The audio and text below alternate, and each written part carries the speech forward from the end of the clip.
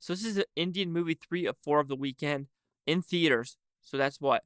Is there a chant like Waltair Veerayya, Waltair Veerayya, Waltair Veerayya, Waltair Veerayya, or is that just for Jai? Help this white boy out.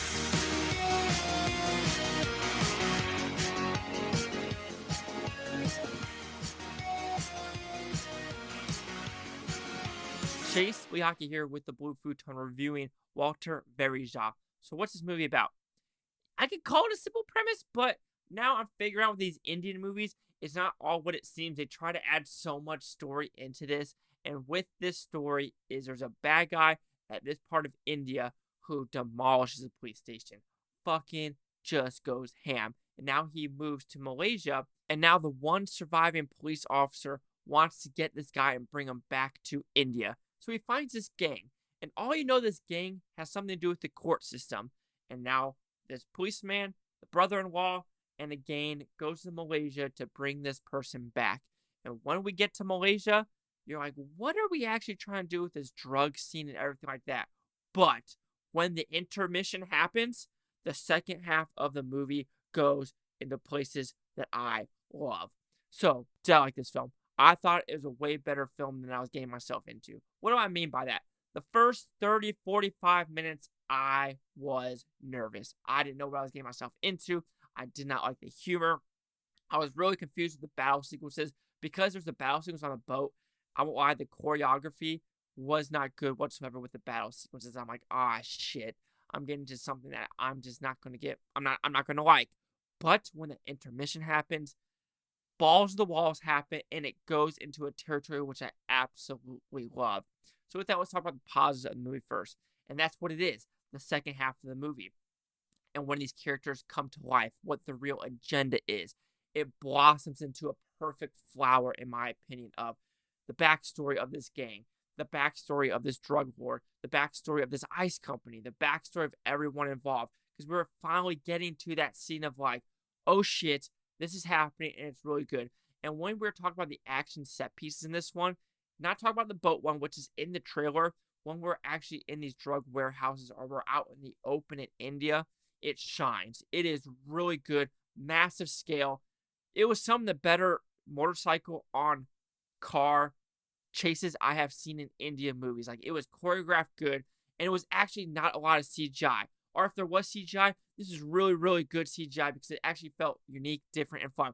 The gunplay, shit was going down. This was probably the more graphic Indian movie that I watched this week, and this would be pretty much a hard R in America with the blood, the guts, the gunplay, the gore, and everything is happening. Which, like I said, when a head chops off in this movie, I understand why they're doing it, but you need to show it, right? I mean, if you're gonna show gunshots, I mean, what's a head cutting off? Come on now, what is it now? But like I said, the second half of the movie is so much better. Then let's talk about the dance sequences in this movie. I don't know if they connect as well as they wanted it to, but that dance sequence with the snowy mountains, freaking gorgeous. I was watching that and I'm like, where do they film this at? I need to go there right now. That reminded me of Chamonix, France. Going to 5 different mountains in Austria. I'm like, I need to go to a mountain right now. Maybe I will go next month. Who knows? But I was just like, oh, that's gorgeous. The dancing was really good in all of the sequences in this movie. But like I said, even though I love the second half more, I think the dance sequences for the second half really had nothing to do with the movie and felt like another music video because we're in Malaysia or India, and all of a sudden we're in the snowy capped mountains of I don't know where. And then again, we are in Malaysia. Then it feels like we are in a European town. It didn't feel like it was India. Maybe it was Malaysia. Maybe I'm completely wrong.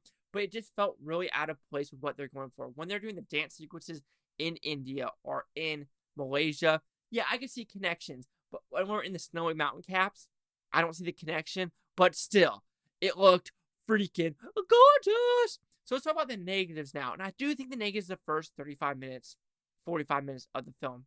Because I didn't know where the movie was going. Like I said, the campy boat sequence in the beginning, I was like, ugh. The brother-in-law, I was not on his wavelength at all. His humor was not connecting with me at all. I'm like, that's the only side character, and he just needs to stop, go back to India. go back to India. Let everyone, the gang and the one cop stay in Malaysia, but you could just go back to India because you're being really freaking annoying. And then the main character, his vertigo thing with one of the main characters with the hotel manager, it kind of got old. The joke was running thin. But like I said, I just did not know where the movie was going for the first 45 minutes, and it was not sucking me in. But it was a roller coaster. I was like, oh no, we're just still going downhill. But then it slowly goes uphill, and it was a steady climb to a movie that I absolutely enjoyed when the credits were rolling. Even though the ending was very, very abrupt. I was like, oh, that's how we're ending it? That's how we're ending it? Like, I liked how it ended, but it's still, I was like, I felt a little empty overall. So overall, Waltair Veerayya, I do think is a winner with this week Indian movies. If I have to go to order, Thirunavu is 100% the bottom one. Now we have to talk about Simha and Veerayya. They are pretty much even in my opinion, but if I have to give a just fun factor of them both,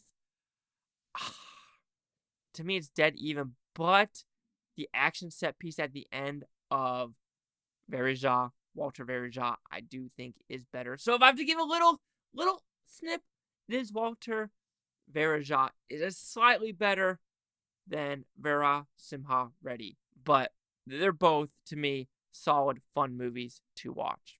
So Waltair Veerayya will receive a 3.5 out of 5 with Futon, which equals at 70%. Let's see what the critics' news scores gave this one. So you have critics, 4 of them, and we have 3 positives, 1 negative. So that's a 75%.